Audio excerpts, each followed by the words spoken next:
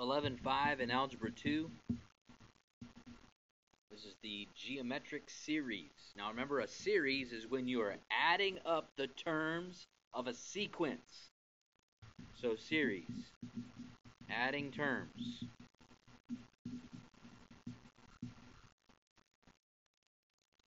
Well, finite means that it definitely stops. Geometric means that you are multiplying to get the terms. So there is a common ratio or a constant ratio. We usually call that R. Remember that? Okay, so the formula for finding the sum, S sub n, equals the first term times the quantity 1 minus R, the ratio, to the number of terms, power, over 1 minus R. Pretty basic, straightforward formula. So if you are being asked to find or evaluate, say this, there are 1, 2, 3, 4, 5, 6 different numbers.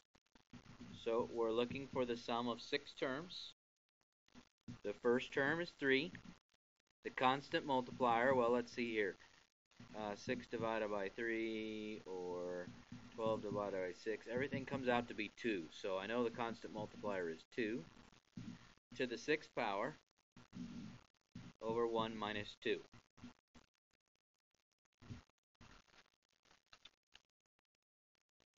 And where did I put my handy dandy machine? I just had it. Oh, somebody swiped it. I see it. I'll have to get after that person here in a little bit. So let's see here. We've got 3 parenthesis 1 minus 2 to the 6th power, negative 189, divided by, if I didn't know what 1 minus 2 was, I guess I could use parentheses. It shouldn't be that hard to figure out, but positive 189. So the sum of those 6 different numbers is positive 189. Evaluate, remember, is your clue that you're supposed to find the sum of the numbers. Now, interestingly enough, what would the summation notation look like for that, right? As n goes from 1 to 6, and this time we want an explicit formula in there, but it's not arithmetic, you want geometric, right? This is where we put the explicit formula.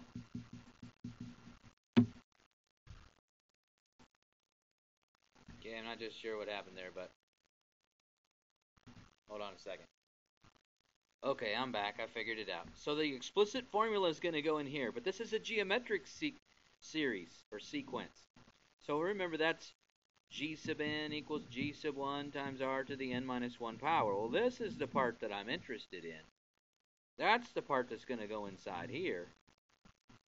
So our first term is 3, and our constant multiplier is 2 to the n minus 1 power. That's what that would look like in its sigma form or summation notation form. Okay, example 2. We're saving money for a vacation. We're going to start out with $125 and we plan to increase each monthly deposit by 20%. How much will we have saved up after 6 months?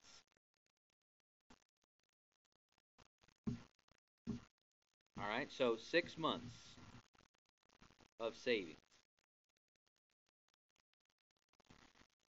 You know what? Keep this in mind. You might want to make sure you understand whether we are the first deposit. So the first deposit's $125. That'll be our first month's deposit, and then each month after that.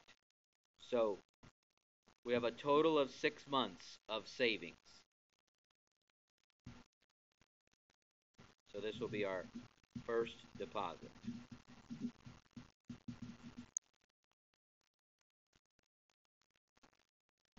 So let's see here. First term is 125. Now, if you're raising something by 20%, we've talked about that, exponential growth. That's a multiplier of 1.2. 1.2, 1 minus 1.2 in the denominator. So we can use our handy-dandy machine here. 125 times 1 minus 1.2 to the 6th power all over 1 minus 1.2. We come out with $1,241.24.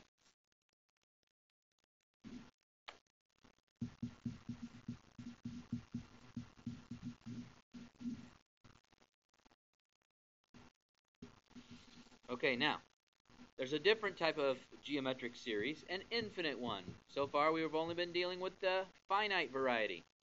Well, you're probably asking me, how in the world can an infinite number of numbers add up to a number? Well, they don't quite add up to a number, but they get really, really, really super duper close. It's that idea of an asymptote that we talked about. So in other words, the numbers keep adding together, but they get closer and closer and closer to one number. In fact, the term converges means that an infinite series gets close to one number. It's that asymptote idea.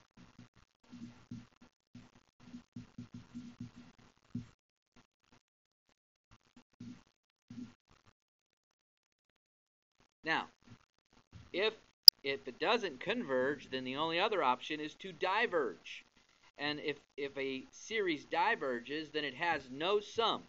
In other words, the infinite series does not get close to a number, so therefore we can't use any kind of formula for it. So there will be a formula for this situation when it converges, but there will be no formula when it diverges. So I guess the big question, when does it converge?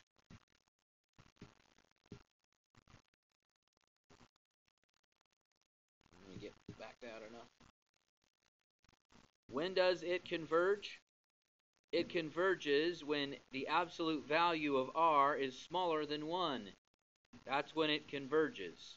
Now, what does it converge to? Well, there's a nice formula for it. S subscript infinity, or S sub infinity, equals the first term over 1 minus r. That's a pretty easy formula to use.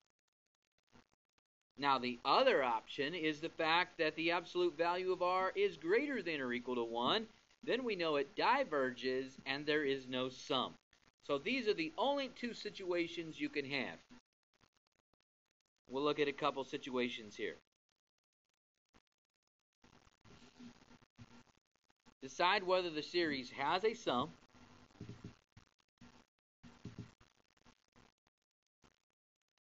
If yes, find it. If no, write no sum. Okay, so let's find r. We take any term divided by its previous term. Any term divided by its previous term. Well, that'd be negative 1/3. So r equals negative 1/3. Does that work? Is the absolute value of negative 1/3 less than 1? The answer is yes. So we use the formula S subscript infinity. First term, that happens to be a 1 in this case, over 1 minus r. Please make note that the formula does not have absolute value bars in it. Only the test to see whether it converges has absolute value bars.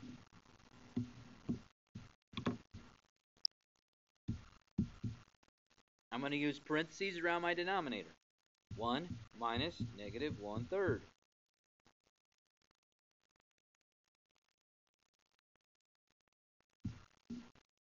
So that's 3/4 or 0.75.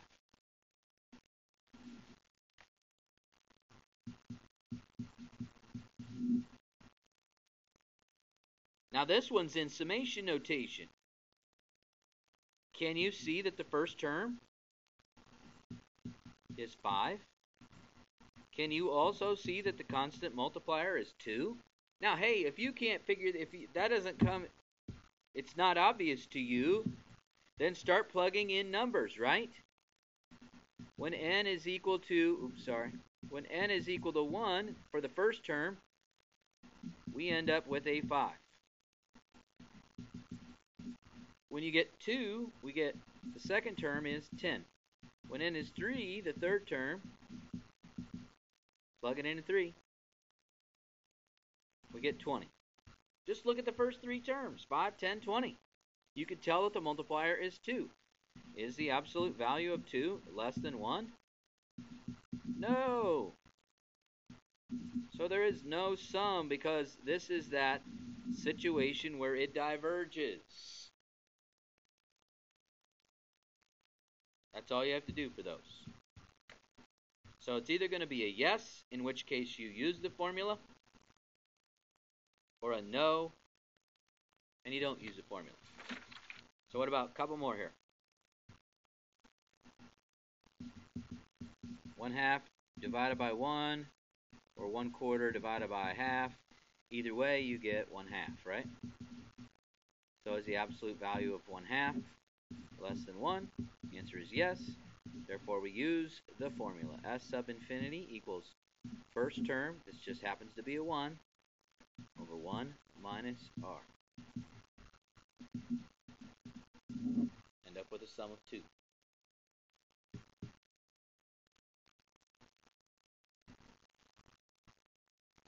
I can clearly see that r is equal to negative 1/2.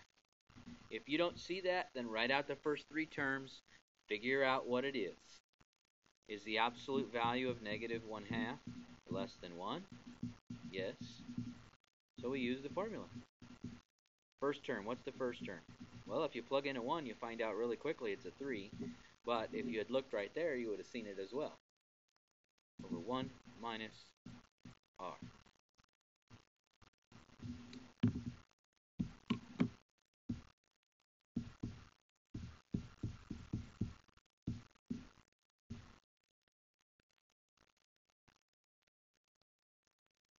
That doesn't seem right.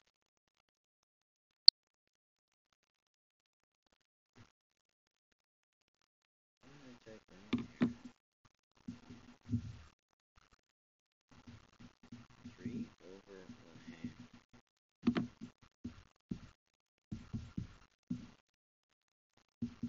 Yeah, that's a lot better. What did I type before? 3 divided by parentheses 1 minus 7.5. Why is that giving me... Oh, because it's 1/2. That's why it's 2. Duh. Okay. Alright. I guess I'm a slight moron for a moment there. Alright, there you go. Answer's 2 on that one.